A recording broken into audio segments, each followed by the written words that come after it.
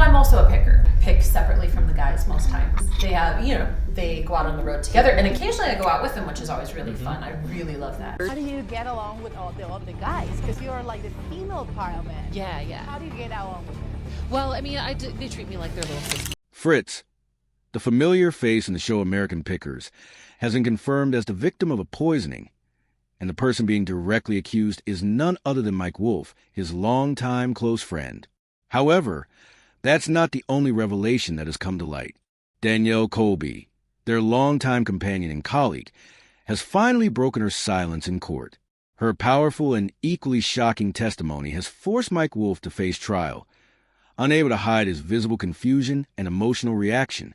Could it be true that Mike Wolfe actually harmed his closest friend? What is the real story behind Danielle Colby's long silence? And what is the truth behind the mysterious death of Frank Fritz? All of the shocking details will be revealed in this video. Get ready. What you're about to learn might leave you in complete disbelief. 1. Danielle Colby decides to speak out against Mike Wolfe.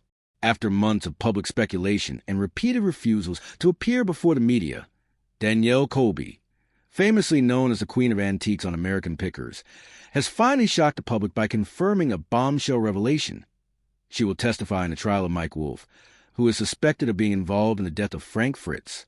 In a deeply emotional post on her personal Instagram account, Danielle shared, "I've stayed silent for far too long. I once tried to protect the show, to preserve the image that fans once cherished, but now it's time to tell the truth. I will speak out, and I will testify to stand up for Frank." A close source revealed that in the upcoming trial held in Iowa, Danielle is expected to play the role of a key witness for the prosecution. Reports suggest that she holds critical details about the fallout between Mike and Frank, their behind-the-scenes conflicts, and most notably, the night of the incident when Frank was found unconscious in what's suspected to be a poisoning. Danielle also made it clear that Frank's death was not simply a health incident, as early reports acclaimed. "I saw a change in Mike's eyes. I heard the threats. I knew Frank was terrified, but no one believed him," she said in an exclusive interview with a local television station.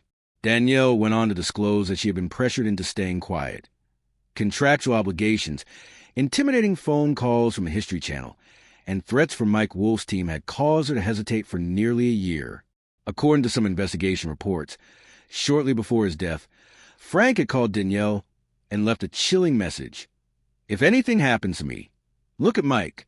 That sentence is now viewed as a warning sign that ignited a criminal investigation threatening to bring down the entire American Pickers empire. When the news broke that Danielle would be taking the stand, fans were stunned to learn that someone who had worked alongside Mike and Frank for over a decade was now prepared to testify against her former friend. Still, many voiced their support for her decision, insisting that the truth must come to light and that Frank deserves justice and his honor restored. The trial of Mike Wolfe, suspected of involvement in Frank Fritz's death, is quickly becoming one of the most explosive events in the history of American reality television, and Danielle Colby's testimony, as the only surviving person who worked closely with both men, could be the final blow that shatters every facade. "I'm not afraid anymore. They can erase the show, but they can't erase my conscience," Danielle declared. Her words not only signal the start of a legal battle, but also ring out as a wake-up call for an entire reality TV industry that is decaying from within. What will happen during the trial?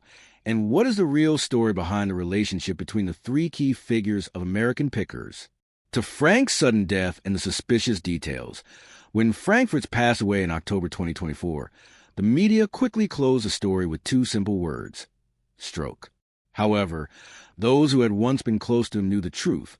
It wasn't nearly that simple. Frank had actually made a fairly strong recovery after his initial stroke in 2022. He was serious about his physical therapy, maintained a balanced diet, and took his health very seriously. After undergoing back surgery, at one point he even boasted to Danielle during a video call, "I can walk around the neighborhood now. I'm going to outlive Mike Wolfe, you'll see."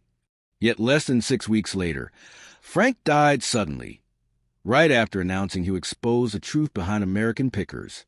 A month after Frank's death, the release of forensic reports sent shockwaves through the public. Contrary to what had been reported by the media, the report, showed no signs of blood vessel blockage or brain hemorrhaging at the time of death. Frank's brain did not exhibit any acute damage associated with stroke. There is no clear evidence that a stroke occurred within 48 hours prior to death. The report stated plainly, what stunned everyone the most was the discovery of a small amount of thallium sulfate in Frank's blood sample, a substance sometimes used in vasodilators or recreational drugs, but when combined with certain other medications, it can lead to cardiac arrest. Tests on Frank's liver and kidneys revealed acute damage not caused by alcohol or Crohn's disease, but rather from toxic exposure just hours before his death, specifically between 2 and 6 hours. Widespread inflammation and the presence of an abnormal enzyme in his bile fluid led toxicology experts to assert the victim was exposed to one or more foreign chemical agents through either ingestion or inhalation. Police found no signs of falling impact or external injuries on Frank's body. He was found lying on his side in bed, with one hand still near his phone. There were no strange medications in the room, no handwritten notes, and not a single sign indicating that Frank had taken his own life. After the forensic report concluded that Frank Fritz had been poisoned, no one expected the investigation to take such an unexpected turn. The central complication that made the entire case even more puzzling was the scene of the death itself. Frank's home showed no signs of forced entry or tamper with the locks. The door was locked from the inside, and there was no evidence of a struggle or any items being ransacked. Everything appeared to be maintained in a state of suspiciously perfect order, raising the question, did the killer have easy access to the home? Or worse, could it have been someone Frank knew or trusted? This immediately ruled out the possibility of a random robbery or an outside attack. Things became even stranger when investigators discovered that several important personal items belonging to Frank had gone missing, most notably his black notebook, a place where he documented his plan to expose the show, detailed his complicated relationship with Mike Wolf, and stored sensitive behind-the-scenes materials he had spent years collecting. That familiar notebook was no longer in its usual spot in the drawer. However, on Frank's personal laptop, which he used to record daily voice memos, police found a few valuable audio recordings. In one, Frank said, "Mike took all my money on every trip. I got less than half of what he claimed on TV. When I asked about it, he said, I created this show. You're just riding my coattails." Frank also recounted hour-long arguments, shooting days where Mike forced him to be present despite being in terrible health, and worst of all, Mike's manipulation of the entire production team, creating a workplace full of pressure and fear. I heard 2 girls from the film crew say Mike touched them. One cried, the other quit after just 2 weeks. Everyone knows about it, but no one says a word because he's Mike Wolf. He controls everything. The situation grew even more complicated and dramatic when Frank's final words before his death were revealed. Danielle Colby, his close friend, confirmed that Frank had once told her if anything ever happened to him that led to his death, the cause would definitely be Mike. That statement sparked a major question. Was Mike involved in this death? And if so, how did he manage to leave behind no trace of forced entry or struggle while crucial documents vanished? Or was there a larger force behind the scenes carefully staging the entire crime scene to conceal evidence and mislead the investigation? From that point, the FBI officially stepped in, and the search of Mike's home uncovered developments no one could have predicted. 3. 25 years of friendship where it all began. The friendship between Danielle Colby, Mike Wolf, and Frank Fritz wasn't just a glue that held American Pickers together. It was the heart of the show. Their bond wasn't something manufactured for cameras. It was real, deep, and meaningful. It began with casual conversations in Iowa and blossomed through a shared passion for antiques, and most importantly, the absolute trust they had in one another. Danielle and Mike had known each other since the early 2000s, back when she was still performing as a burlesque dancer, and had founded the troupe burlesque Le Mustache in Davenport. At the time, Mike was already a seasoned antique picker, roaming flea markets and dusty old warehouses in search of forgotten treasures. They didn't meet in an office or at some trade fair. It was in messy, dusty places filled with those who shared a love for vintage charm. And from that, a unique friendship began to take root. When the History Channel officially greenlit the production of American Pickers, Mike didn't hesitate. He knew exactly who should manage the antique archaeology shop in Loup Clair. Danielle Colby. On screen, Danielle played no character but herself. With her punk-inspired tattoos, the sharpness of someone who's seen the world, and a soul that deeply cherishes old values. She wasn't just there to work alongside Mike and Frank. She was a glue that kept everything in American Pickers running smoothly. Frank Fritz was also a crucial part of that legendary trio. And whenever the three appeared together, their natural chemistry instantly captivated audiences. One of the clearest examples of their close friendship came in the episode Laurel and Hardy of Picking. In that episode, as Mike and Frank were out hunting for antiques in rural Ohio, Danielle kept calling. Not only to relay tips and leads, but also to crack jokes and keep the mood light. Mike and Frank often refer to her as Radar because of her uncanny ability to locate valuable items from hundreds of miles away. In the episode Ladies Know Best, Mike once revealed that many of the rare items they'd found were thanks to leads provided by Danielle. Danielle is an irreplaceable part of our system. Mike said on air, she's the one who keeps the wheels turning. But their connection went beyond just work. Danielle wasn't merely answering phones. She was the one who kept Mike and Frank grounded. She tracked appointments, handled logistics, researched the market thoroughly, and occasionally even joined in on negotiations herself. In the early days of American Pickers, everything was much simpler. Mike and Frank would drive around in their white vans, scouring barns, backyards, and even abandoned airplane hangars in search of hidden gems. Meanwhile, Danielle stayed behind to manage the shop, listen to stories from their journeys, and prepare displays for whatever they brought back, sometimes a rusty bicycle, other times a vintage neon sign. She handled it all, from pricing to presentation. Gradually, people started coming to the shop not just to see the antiques, but to meet her, ask about Mike and Frank, and hear behind-the-scenes stories that never made it on air. But nothing stays perfect forever. As the show gained more fame, so did the challenges. Danielle knew her two friends well. Mike was always charging forward, full of fresh ideas. Frank, on the other hand, preferred to work slowly, with care and attention to detail. Danielle found herself in the middle, a bridge between them.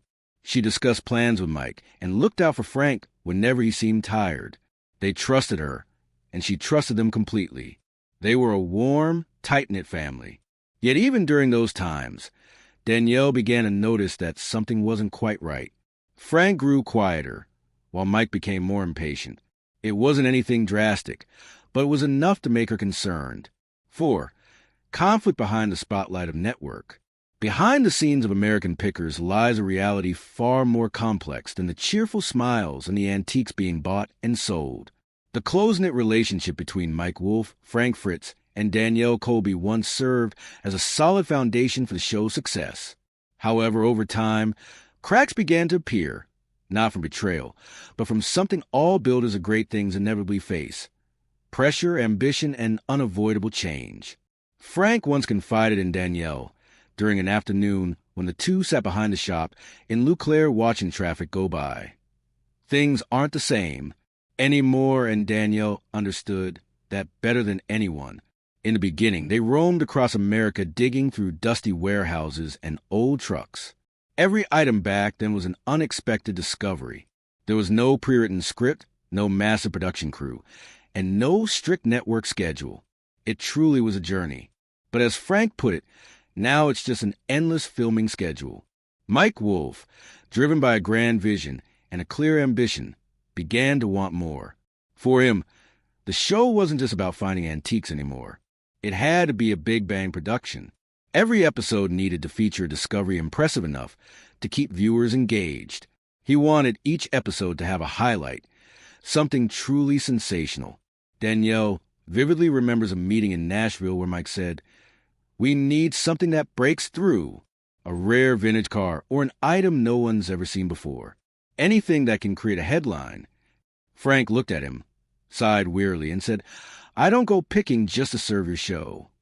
Mike gradually took full control, and it became intimidating. He managed every aspect of the show, from the shooting schedule and the locations to visit, down to the exact wording shown on screen. Everything had to go through him. What audiences thought was spontaneous and authentic had actually been meticulously planned in advance. Mike demanded that each episode include a killer item, a find shocking enough to make a splash. He was no longer interested in a few hundred knickknacks. Now he wanted big explosions, deals worth tens of thousands, items that would stir up social media buzz, and keep viewers watching longer. Frank began to feel sidelined. "I don't even get to choose where I want to go anymore," he once lamented to Danielle. "I just show up at predetermined spots and pretend to be surprised." Whenever Frank suggested a location or a familiar seller, Mike would dismiss it. "Doesn't fit the format," or worse, "not compelling enough." From an equal partner, Frank had become a supporting character in a journey he had helped create. Even the editing process was no longer as genuine as it used to be. Danielle noticed that the everyday moments were being cut, like when Frank would burst into laughter over finding a quirky cheap item, or when he'd have lighthearted banter with a stubborn seller.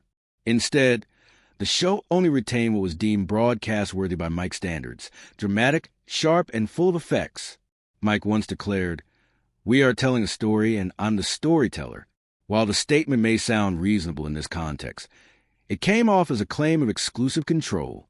On top of that, Frank Fritz was silently battling a fierce illness, Crohn's disease, which had plagued him for years. It left his body increasingly weak, exhausted, and at times completely drained. Around 2017, Danielle began to notice changes in him. His phone calls became less frequent, and when he did call, his voice sounded frail, as if each word required effort. She would ask, "Are you okay?" And the familiar reply would come, "Yeah, just a bit tired." Then he'd quickly shift the topic to a cool item he'd just picked or an oddball collector he'd run into. Frank was never one to complain. However, the crew still wanted everything to stick to the schedule. Mike Wolf had no intention of slowing down. To him, the show had to keep rolling. New episodes had to be filmed, and deals had to be sealed on time. Mike seemed oblivious to the fact that his closest friend was gradually falling behind.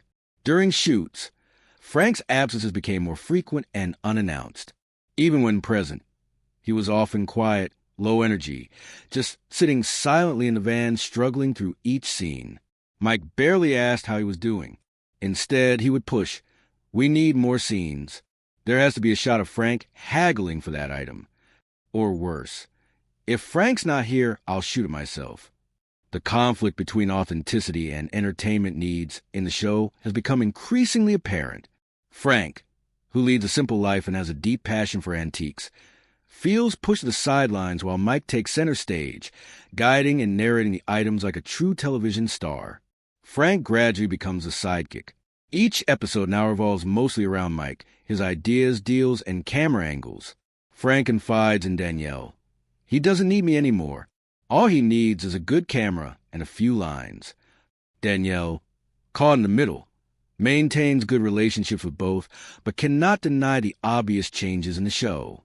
The budget for each episode has now risen to over $250,000, a huge sum compared to the earlier seasons. But with that large amount of money, the pressure is also immense. Mike handles all negotiations with History Channel, manages the numbers, and gradually becomes a leader. Meanwhile, Frank doesn't care about the show's ratings. He simply wants to go out and find real treasures. By 2019, things became even clearer. Frank's health deteriorated, and he was absent from many filming scenes, leaving the crew to scramble and fill in the gaps. Mike continued pushing the show forward, but Danielle could sense the emptiness. Then in March 2020, Frank officially left American Pickers. There was no press release or farewell episode, just a quiet absence, slowly replaced. After Frank Fritz left without a formal goodbye, Mike Wolf carried on with his work. Still traveling, still filming, and still searching for American treasures, as if nothing had changed. This left many loyal fans feeling cold. His companion of over 20 years had suddenly disappeared, and the show never stopped for even a second. Mike didn't post long tributes or recount old memories. When asked about Frank in an interview, Mike simply replied, "Frank needs time for himself. We wish him all the best." And that was it. Nothing more. Behind the scenes, Danielle could see how this hurt Frank.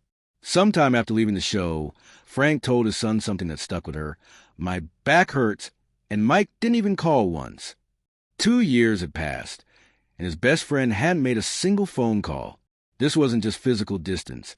It was abandonment, coldness that felt cruel from his closest friend, Mike Wolf. Mike didn't call, didn't text, didn't check in, not a single word of encouragement.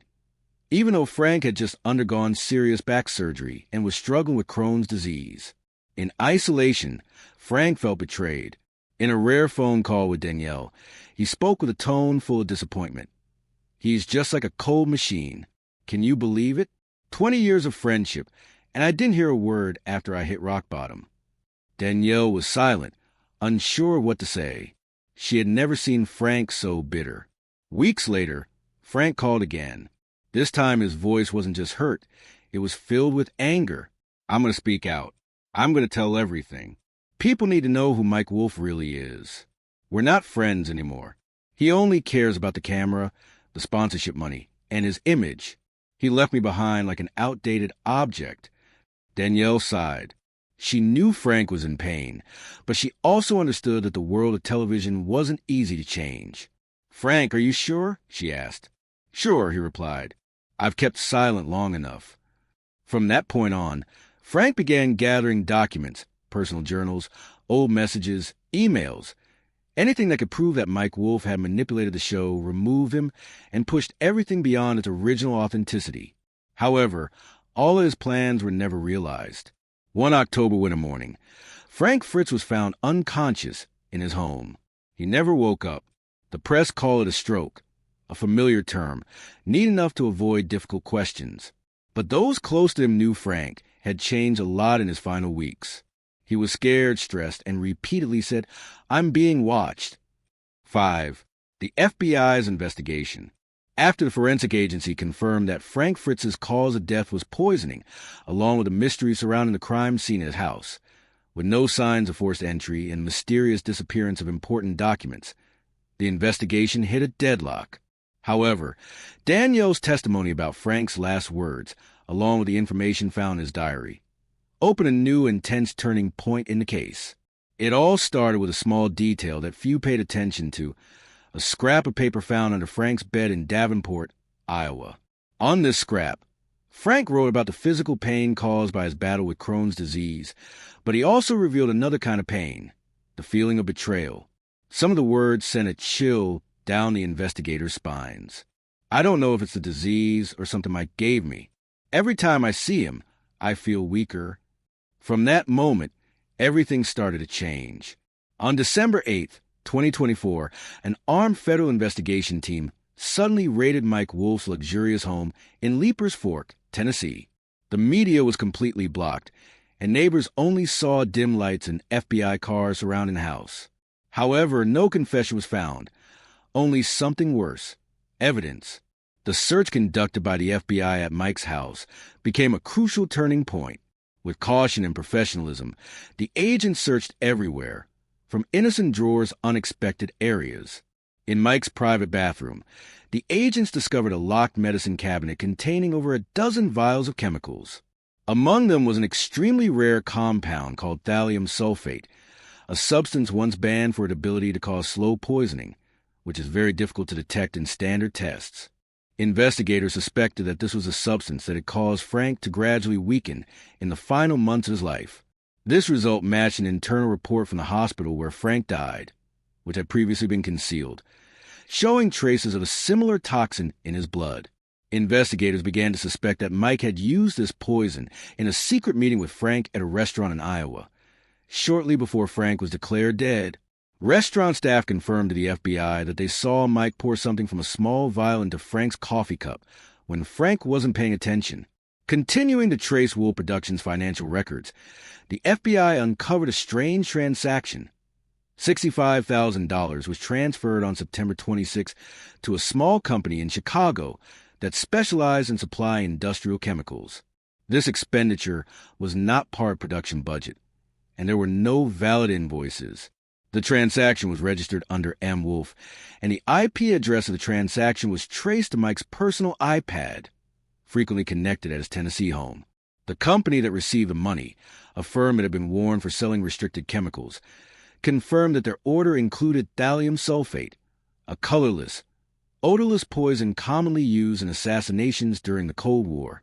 The FBI believed this was a poison that had caused Frank to weaken over several months without anyone suspecting, as its symptoms closely resembled the Crohn's disease Frank had been suffering from. And the surprises didn't stop there. Another major shock came from Mike's safe. Inside were a series of asset transfer contracts, full ownership of the American Pickers brand, the website domain name, and shares in Antique Archaeology, all registered under Mike's name. However, the frightening thing was that these documents bore Frank's signature, stamped just 10 days after he fell into a coma. Handwriting analysis revealed sophisticated forgery, the result of digital software.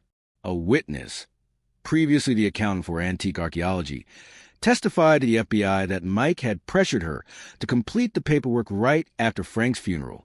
Despite numerous questions about the legality of the signature, these hasty actions were seen by investigators as an attempt by Mike to consolidate financial control and erase any traces related to Frank. The evidence of Mike's motive became clearer when the FBI investigated financial transactions. After Frank left American Pickers in 2021, he had requested a larger share of the profits from the show and the store, claiming that Mike was not transparent about the revenue. Emails recovered from Mike's computer showed that he feared Frank's request could lead to an expensive lawsuit and destroy the brand empire he had built. One email sent to Mike's lawyer, though deleted, was recovered by the FBI stating, "We need to resolve Frank's issue before it spirals out of control." The FBI investigation was still ongoing in April 2025, with Mike Wolf summoned for questioning and facing serious charges of murder and financial fraud. However, Mike's legal team vehemently denied all allegations, claiming that the documents and poison were fabricated evidence aimed at bringing him down. Could Mike truly be behind Frank's death, or was he the victim of a conspiracy? Only time will answer this question. With the discovery of the notebook detailing the motive, clear evidence found at Mike's home, and especially the rushed actions to seize financial benefits after Frank's death, Mike Wolf, once a complicated colleague, had become the prime suspect. He would have to stand trial to face the charges, and here his friend Danielle Colby stepped forward, exposing everything. 6. Mike on trial. Danielle testifies and reveals secrets. In February 2025, the trial of Mike Wolf, once the prominent face of the show American Pickers, captivated the attention of the entire United States. In the packed courtroom, the focus shifted from antique items to a serious indictment involving greed, betrayal, and the sudden death of Frank Fritz. Prosecutors quickly presented a shocking series of evidence. First was a restored copy of deleted emails retrieved by the FBI, in which Mike wrote to his legal assistant, "If Frank doesn't come back, at least I need to make sure I keep everything." Next was a chilling message sent on October 4th, 3 days before Frank's death. "He's weak now. If anything happens, we need to act fast." The prosecutors concluded that Mike not only knew about Frank's health condition, but also had a plan in place to handle his friend if things got out of control. In the televised trial broadcast nationwide, Mike Wolf's attorney, Raymond Heller, a prominent figure from Chicago, calmly approached the podium. Amidst the public uproar over accusations of first-degree murder and asset theft following Frank Fritz's death, Heller chose a familiar yet risky strategy, casting reasonable doubt on every piece of evidence presented by the prosecution. "Your Honor," Heller began in his opening argument, "we are not here to try a man for misunderstood messages or for a broken friendship. We are here to determine the legal truth. And that truth is, there is no physical evidence proving Mike Wolf killed Frank Fritz." Though when the prosecution presented evidence of a $65,000 financial transaction to a chemical supply company in Chicago, Heller countered that the expense was related to a shipment for filming an episode about antique metal preservatives. He asserted, "No one has found any poison related to that invoice in Frank's body. This is not a TV show. This is real life, and real life requires real evidence." When a diary containing negative remarks about Frank was discovered in Mike's house, Heller bluntly stated, "No one denies they had conflicts. However, disagreement is not a motive for murder. And if we start convicting people just because they write private diaries, no one will be safe." Mike's attorney argued that Frank's Crohn's disease was a reason for his poor health, and that no one could have predicted the stroke. They described Mike as a brother mourning the loss of his best friend, not a murderer. The most emotional moment in the trial didn't come from digital evidence or heated legal debates, but from the testimony of a special witness, the heart and soul of the American Pickers team, Danielle Colby. As she took the stand, the entire courtroom fell silent. The image of a sharp artist or dynamic manager at Antique Archaeology was gone, replaced by a woman carrying deep sorrow. Danielle wore a simple black dress, her hair tied up, but her eyes, once full of strength, now bore the weight of sadness. She grasped the microphone, her hand trembling slightly. After a deep breath, Danielle spoke in a hoarse voice. 3 days before Frank died, he called me around midnight. I remember clearly because I was still cleaning up the shop. His voice was tired, weak, but still clear and coherent. He said, "If anything happens, look to Mike." The courtroom was shaken. A few whispers emerged from behind, then silence fell again. Danielle paused, looking down before lifting her head. Tears were beginning to fall. I asked again, "What do you mean? Why would you say that?" He just said, "He's hiding something, and he's afraid I'll expose it." Frank was never paranoid, but this time he was really scared. Danielle choked up for a moment, then continued, her voice trembling. "The day Frank died, I got a message from Mike. Just a few words. I was planning to visit Frank tonight. I didn't pay much attention at the time, but after learning that Frank passed, I couldn't stay calm anymore. I was terrified. I had stayed silent for too long." She looked directly at the jury, wiped away her tears, and said, "I'm standing here because I owe Frank that. He called me when he was most scared. If I don't speak up, who will do it for him?" The courtroom fell silent after Danielle Colby's testimony. Everyone expected Mike Wolfe to maintain his calm demeanor as he had since the beginning of the trial. But suddenly he stood up.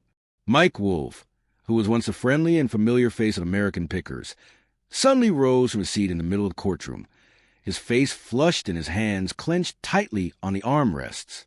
"No!" he shouted, his voice choking with rage. The entire courtroom gasped in surprise. "She doesn't know anything."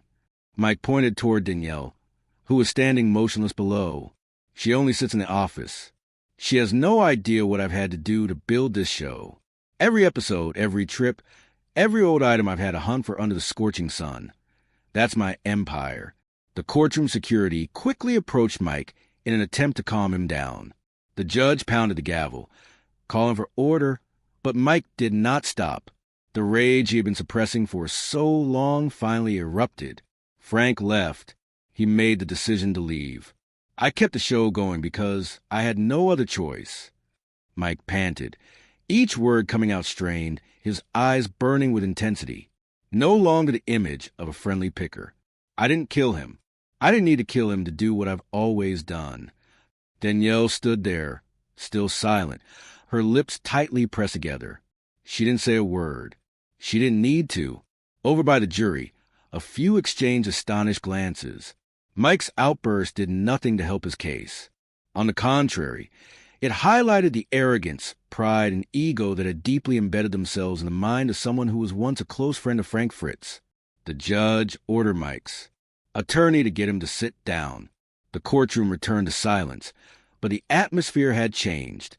It was heavier, darker, as if a mask had been ripped off before the public's eyes. And in that moment of madness, perhaps Mike Wolfe could no longer hide his true self. Right after Danielle, another witness was called. Travis Reynolds, a veteran lighting technician who had been with the show since the 3rd season. Travis was close to both Mike and Frank, frequently accompanying the crew on shoots. He testified that Frank was a quiet person, sometimes withdrawn but always punctual and responsible. Travis said, "Frank never skipped a shoot without notifying us. We always had a tight schedule, and he respected that. But that week, he just disappeared." Mike only said, "Frank needs a break." No one asked any questions. But now, I'm not so sure. Travis went on to recall a production meeting where Mike proposed a stage segment to add drama, but Frank vehemently opposed it. Frank said, "This isn't right. I don't do it for TV. I do it because I really love picking." Mike got furious, slammed his hand on the table, and said, "If he won't play along, we'll cut him out of the script." All the pieces, from messages, emails, shady financial dealings, brand transfer records, to Frank's warnings, now fit together to form a chilling picture. Fans who once idolized Mike Wolfe now sat in silence, wondering how much of American Pickers was real, and how much was just a scripted act to cover up a dangerous conspiracy. The trial of Mike Wolfe, once the soul of American Pickers, has yet to reach its final verdict. The official sentence has not been delivered. The lawyers are still debating, and the evidence continues to be scrutinized, while the jury has many more long nights to ponder the truth, justice, and guilt. But one thing is already clear. Whether Mike Wolfe is found guilty or not, he has lost everything. His pride, ambition for control, and his coldness toward his best friend have revealed the true person behind the TV persona. This is no longer the story of a TV show, but a tragic tale of greed, betrayal, and the price paid when friendship is sold for fame. Could this be a murder covered up by the mask of fame? What do you think about Frank's death? Share your thoughts in the comments below. If you want to follow more dramatic developments in this case, don't forget to like the video and subscribe to the channel so you don't miss any details. The truth is only beginning to unfold.